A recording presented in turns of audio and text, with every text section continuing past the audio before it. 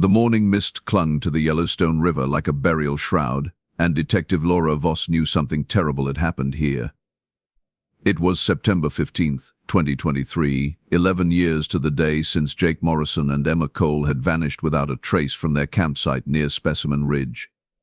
Now, as she stood beside the charred remains of what appeared to be a tent, but half buried behind a massive boulder that had somehow escaped every search team's attention for over a decade, Laura felt the familiar chill that came with reopening cold cases that should have stayed buried. The discovery had been made by pure accident.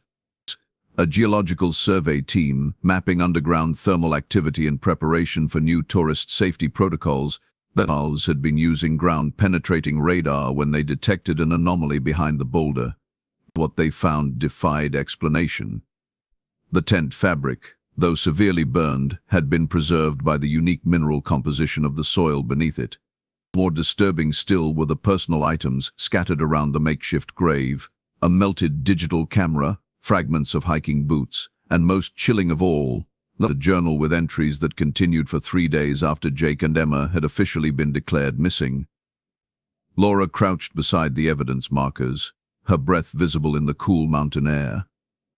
The case file in her hands felt heavier than it should have, weighted down by 11 years of unanswered questions, and a community that had never quite recovered from the mystery.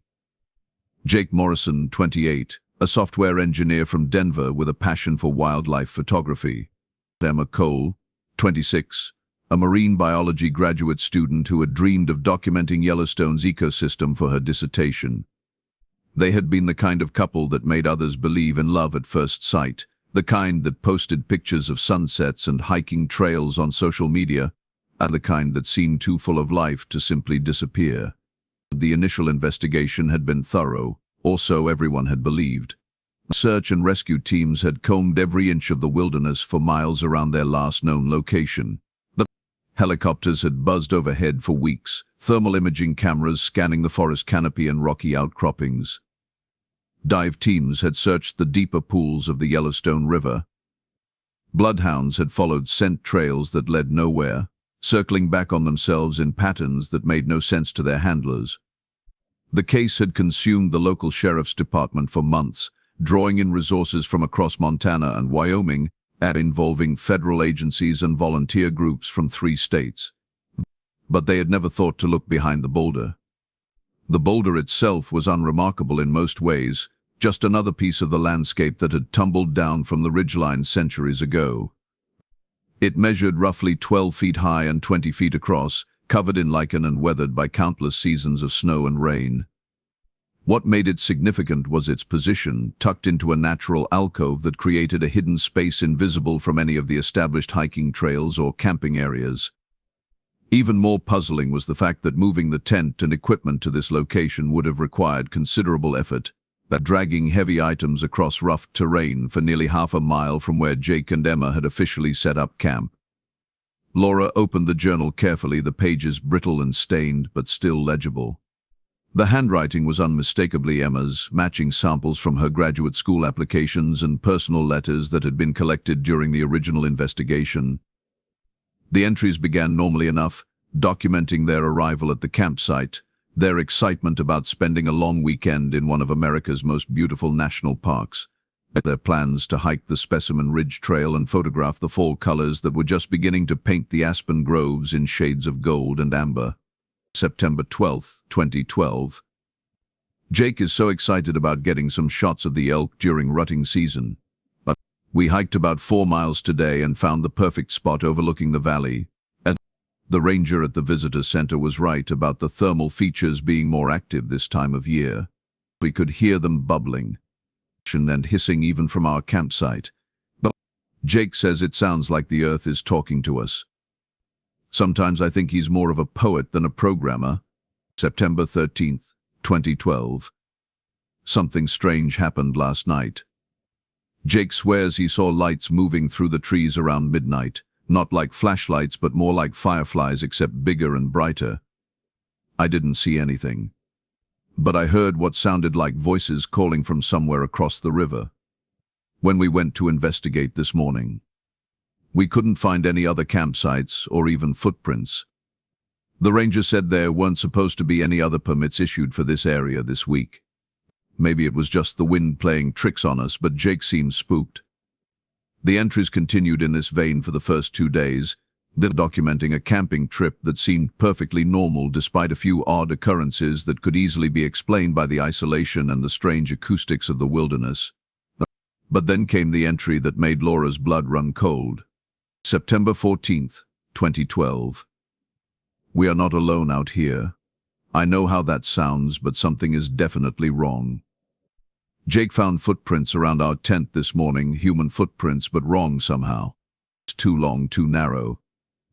And the spacing between steps was all off, like whoever made them was walking on their toes. We packed up immediately and moved to a new campsite, but I swear I can feel eyes watching us from the forest. The weird thing is our cell phones stopped working completely. Not just no signal, but they won't even turn on. Jake's camera is acting up too, taking pictures of things that aren't there. I'm scared. Laura felt a chill that had nothing to do with the mountain air. She had read thousands of missing persons reports over her 15-year career in law enforcement, and she had learned to recognize the difference between paranoid delusions and genuine fear. Emma's handwriting remained steady and controlled throughout the entry, showing none of the erratic patterns typically associated with psychological breaks or substance abuse. These were the words of someone trying desperately to document what they believed might be their final days. The forensics team worked methodically around the site, photographing and cataloging every piece of evidence with the kind of precision that comes from years of training and too many unsolved cases. Dr. Wisdom, Patricia Wells, the state's lead forensic anthropologist, examined the burnt tent fabric under a magnifying glass, her expression growing increasingly troubled as she worked. The burn patterns were inconsistent with any kind of accidental fire, showing evidence of an accelerant that had been applied in a deliberate pattern designed to destroy evidence while preserving just enough material to torment investigators. This wasn't a camping accident, she told Laura quietly, pulling her aside from the other team members. The tent was burned after it was moved here, probably within 24 hours of when they went missing. But here's what really bothers me. The fabric shows signs of having been cut, not torn. Someone used a knife or sharp instrument to slice through the tent walls from the outside, then tried to cover their tracks by burning the evidence. Laura nodded grimly, her mind already working through the implications. If someone had deliberately destroyed the tent and hidden it behind the boulder, then Jake and Emma hadn't simply gotten lost in the wilderness or fallen victim to a hiking accident. They had encountered another human being in those woods, someone who had gone to considerable lengths to conceal their involvement in the couple's disappearance.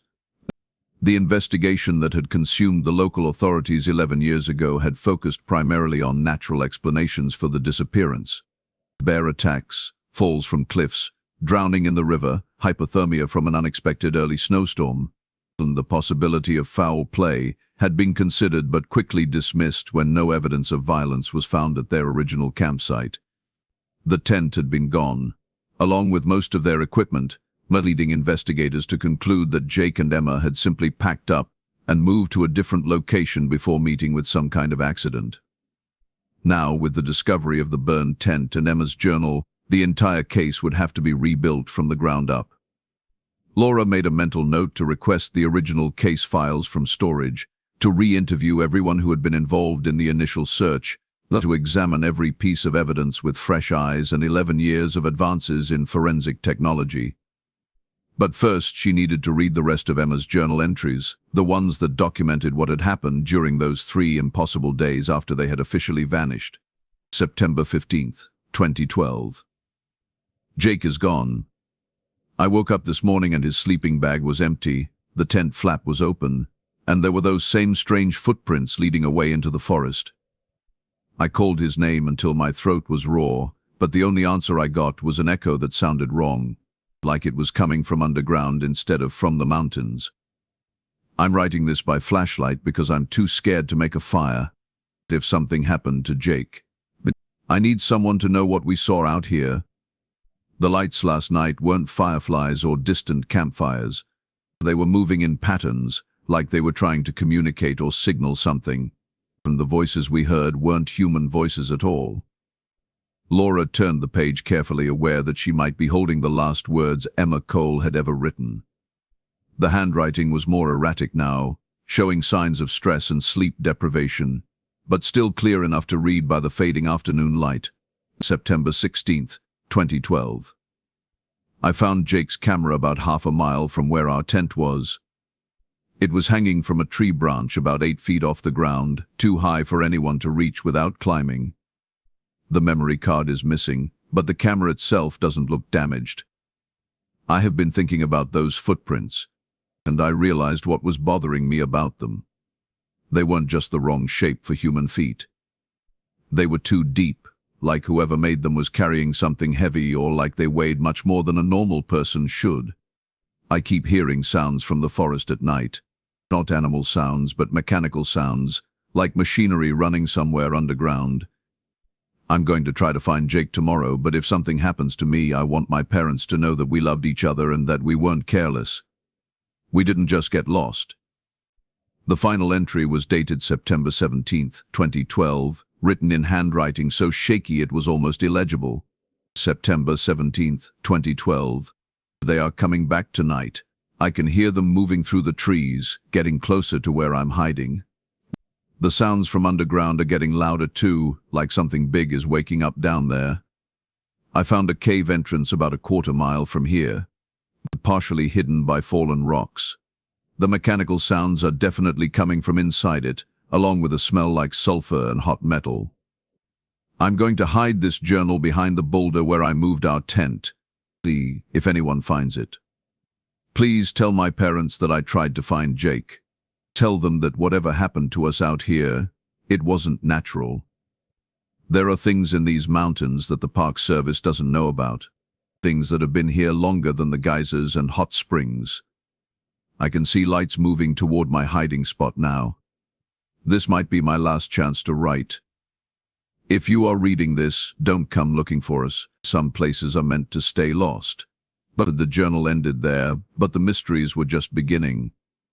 Laura closed the evidence bag containing Emma's final words and looked around at the crime scene with new eyes. The boulder that had hidden the tent for 11 years suddenly seemed less like a random piece of geology and more like a deliberate marker, in a position to conceal something that someone desperately wanted to keep hidden. As the sun began to set behind the mountains, casting long shadows across the investigation site, Laura made a decision that would haunt her for the rest of her career. She was going to find that cave Emma had written about, and she was going to discover what had really happened to Jake Morrison and Emma Cole during those 3 impossible days in September 2012. The truth was out there in the wilderness, buried beneath 11 years of assumptions and failed investigations. But as she packed up her equipment and prepared to leave the scene for the night, Laura couldn't shake the feeling that she was being watched from the forest.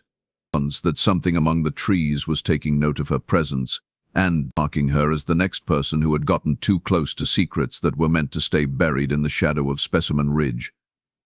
The mystery of the vanished couple was about to become much more complicated and much more dangerous than anyone could have imagined.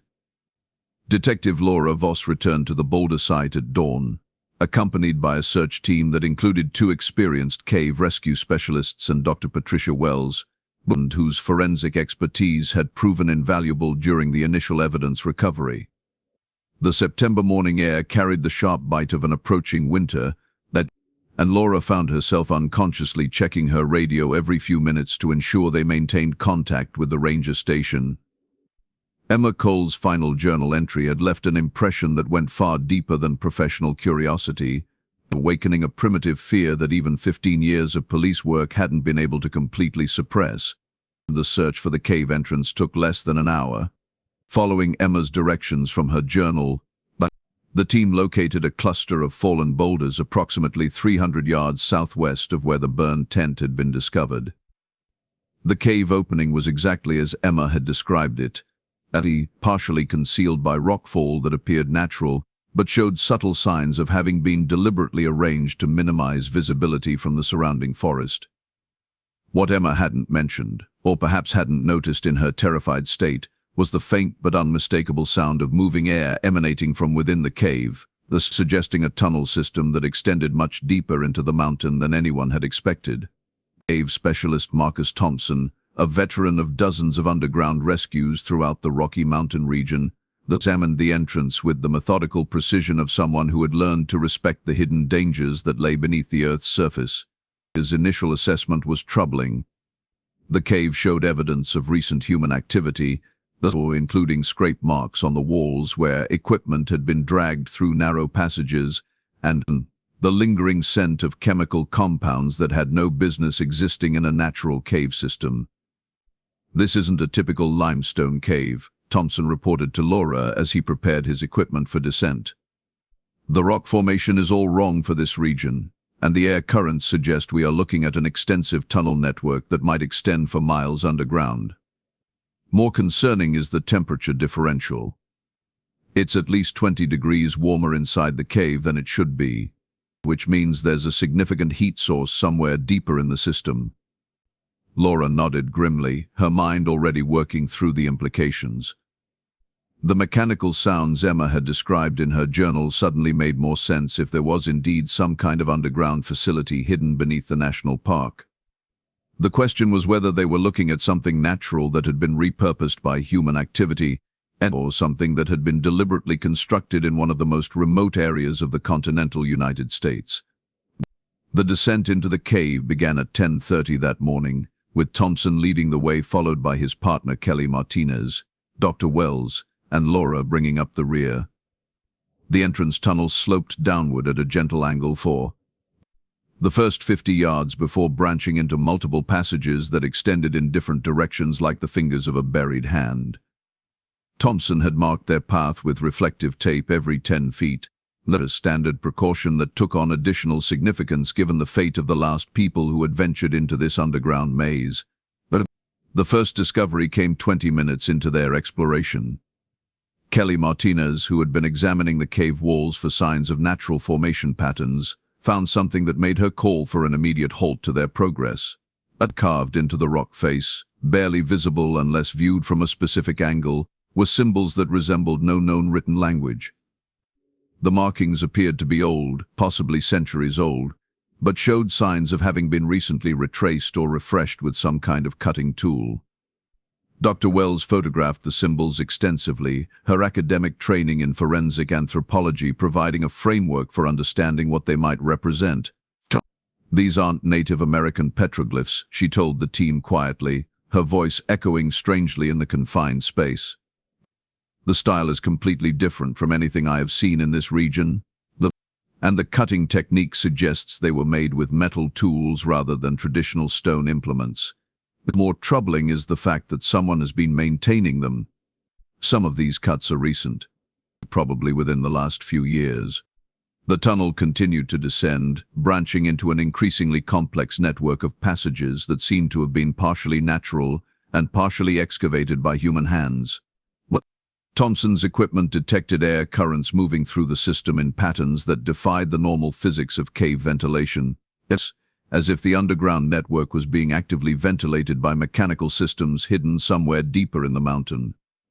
The temperature continued to rise as they moved further from the surface, reaching levels that made their protective gear uncomfortably hot and suggested the presence of geothermal activity, far more intense than anything officially documented in the park. It was Dr. Wells who made the discovery that changed everything they thought they knew about Jake Morrison and Emma Cole's disappearance. In a side chamber roughly 200 yards from the entrance, she found evidence of recent human habitation. Sleeping bags, water containers, camping equipment, and most significantly, a digital camera that matched the description of the one Jake had been carrying when he vanished 11 years ago. The camera's memory card was still intact, protected by the unique atmospheric conditions within the cave system. When they downloaded the images using portable equipment, they found photographs that documented Jake and Emma's final days in terrifying detail. The early images showed exactly what would be expected from a couple on a camping trip. Scenic vistas and wildlife shots interspersed with selfies that captured their excitement about exploring one of America's most beautiful wilderness areas. But the later photographs told a different story entirely. The images taken on September 14, 2012, the same day Emma had written about finding strange footprints around their tent, showed clear evidence that Jake and Emma were not alone in the wilderness. The multiple photographs captured shadowy figures moving between the trees at the edge of their campsite, figures that appeared human in general shape but wrong in specific details. And the proportions were subtly off, the posture too rigid, the movement patterns mechanical rather than organic. Most disturbing were the close-up shots Jake had managed to capture, showing faces that appeared human from a distance, but revealed disturbing anomalies when examined more closely. Dr. Wells studied the images with the analytical precision of someone trained to extract information from evidence that others might dismiss as ambiguous or inconclusive.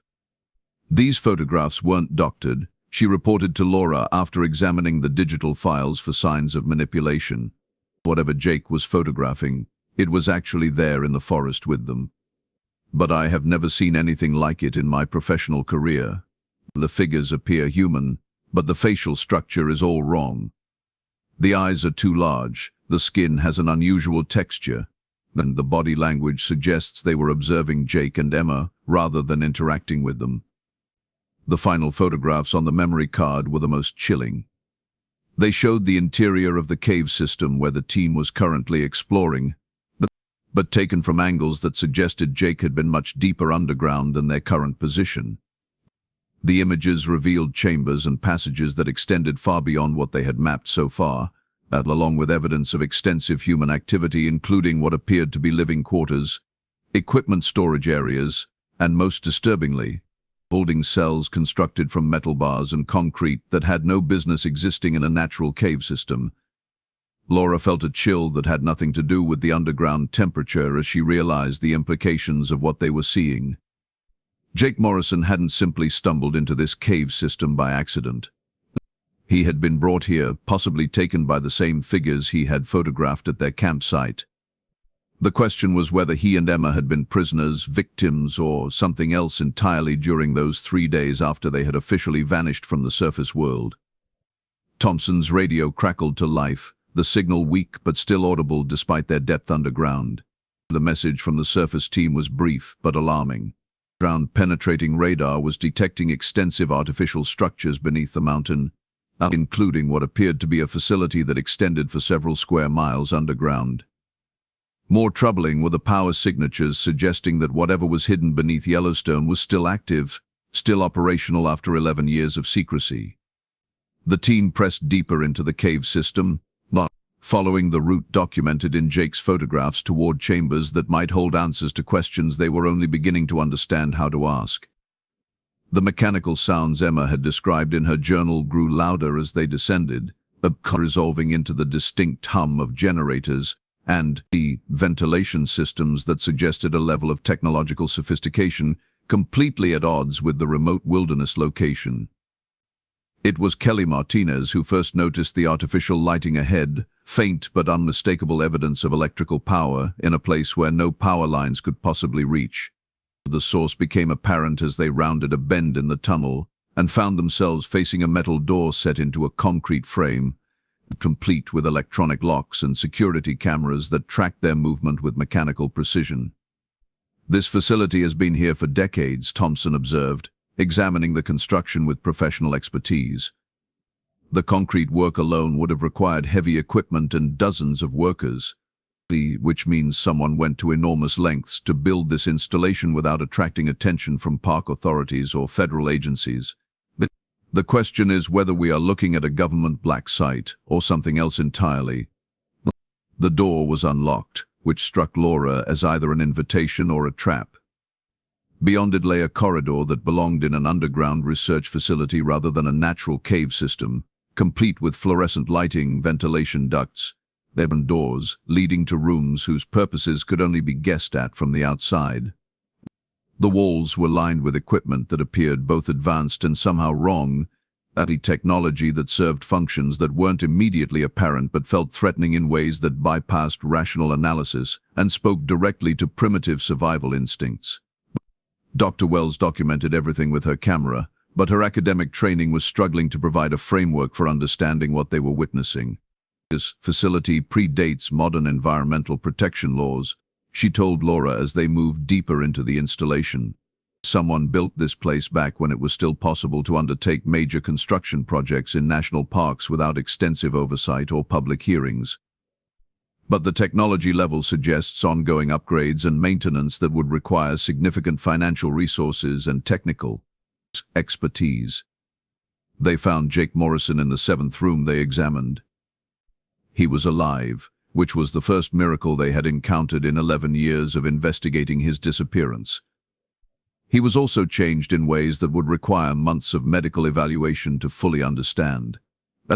The man who had vanished from his campsite as a 28-year-old software engineer was now physically 39 years old, but his appearance suggested someone who had experienced trauma and isolation that went far beyond simple captivity.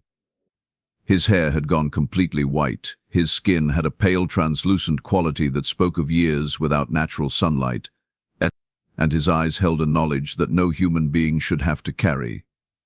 But Jake was coherent, responsive, and desperate to tell his story to someone who might believe him. Emma were his first words upon seeing the rescue team. "You have to find Emma." They took her deeper, to the lower levels. "She's been down there for 11 years, and they are not human. They are not from here at all." Jake's account of his captivity read like science fiction, but the physical evidence surrounding them made it impossible to dismiss as delusion or psychological breakdown. According to his story, he and Emma had been taken by beings that appeared human from a distance but were revealed upon closer examination to be something else entirely, visitors from somewhere else who had been using the underground facility as a base of operations for decades. Their interest in humans was clinical rather than malevolent, conducting studies and experiments that were designed to understand human physiology and psychology without regard for the ethical implications of their research methods. "They are not trying to hurt us," Jake explained as the rescue team prepared to venture deeper into the facility in search of Emma. "But they don't understand that we are sentient beings rather than just interesting specimens. To them, we are no different from the wildlife they collect and study." Emma tried to escape several times during the first year, and they responded by moving her to a more secure area deeper underground where I wasn't allowed to visit her. The lower levels of the facility were accessed through an elevator system that descended far deeper into the mountain than any natural cave system could extend.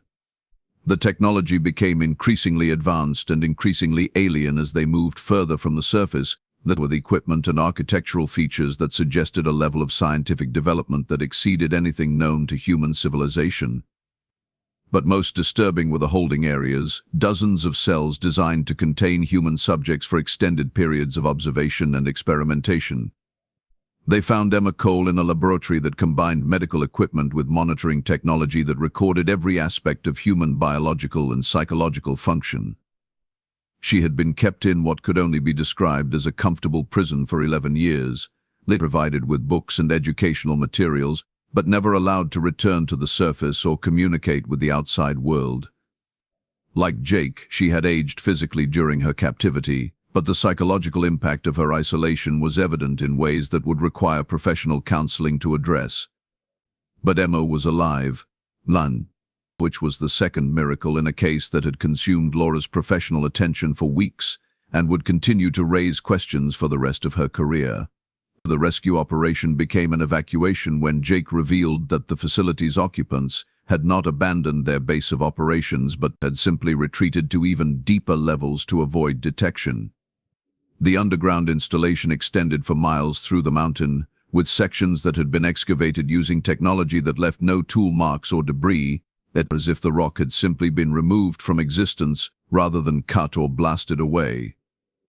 As the rescue team prepared to return to the surface with Jake and Emma, Laura made a decision that would haunt her for years to come. She sealed the facility entrance behind them, using explosive charges provided by the cave rescue team to collapse the tunnel system and to prevent anyone else from accidentally discovering what lay hidden beneath Yellowstone's pristine wilderness. The official report listed Jake Morrison and Emma Cole as survivors of a hiking accident who had been trapped in a natural cave system for 11 years, sustained by underground springs and emergency rations from other hikers who had become lost in the same cave network over the decades.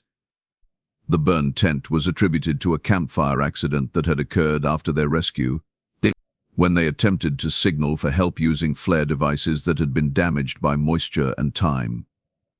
The truth was classified at levels that exceeded Laura's security clearance, handled by federal agencies whose existence was not publicly acknowledged and whose missions involved questions that most people were not prepared to confront.